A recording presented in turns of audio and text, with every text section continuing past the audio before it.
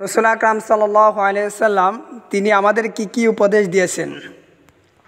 হযরত আবু সাঈদ খুদরি রাদিয়াল্লাহু আনহু হতে বর্ণিত, তিনি বলেন, রাসূল আকরাম সাল্লাল্লাহু আলাইহি ওয়াসাল্লাম বলেছেন, হে উম্মত, তোমাদের সামনে কেউ যদি অন্যায় কাজ করে তাহলে তোমরা তা বন্ধ করিবার জন্য হাত দ্বারা প্রতিহত করো।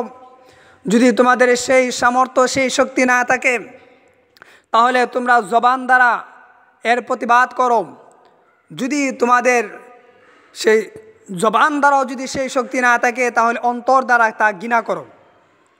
আর যদি অন্তর দ্বারা ঘৃণা করো তাহলে সেটা হবে তোমাদের সর্বনিম্ন ইমানের স্তর।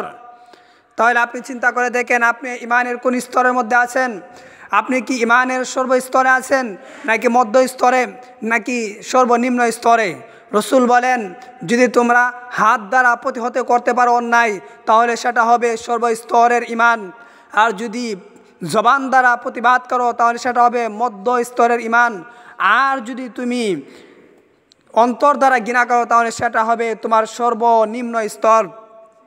বাংলাদেশে যদি খেলাফত প্রতিষ্ঠা হয় তাহলে ইনশাআল্লাহ ইমানের যে সর্বস্তর রয়েছে হাত দ্বারা প্রতিহত করার, ইনশাআল্লাহ বাংলাদেশের মধ্যে খেলাফত সিস্টেম যখন কায়েম হবে ইনশাআল্লাহ আমরা হাত দ্বারা প্রতিহত করে ইমানের সর্বস্তর সেখানে আমরা পৌঁছে যাব।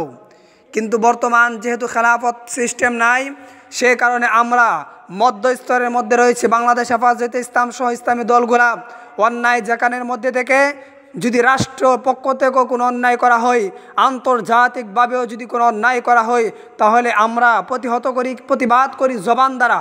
এর দ্বারা বোঝা গেল যে আমাদের ইমান সর্বনিম্ন নয়, অন্তর দ্বারা নয়, বরং আমাদের ইমান হলো মধ্য স্তরে।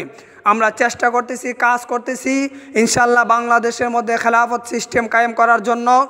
যখন আমরা খেলাফত সিস্টেম কায়েম করব তখন আমরা ইনশাআল্লাহ হাত দ্বারা প্রতিহত করব। আর রাসূল আকরাম সাল্লাল্লাহু আলাইহি ওয়াসাল্লাম হাত দ্বারা প্রতিহত কথা বলেছেন। ইনশাআল্লাহ আমরা ইমানের সর্বস্তরে পৌঁছে যাব ইনশাআল্লাহ।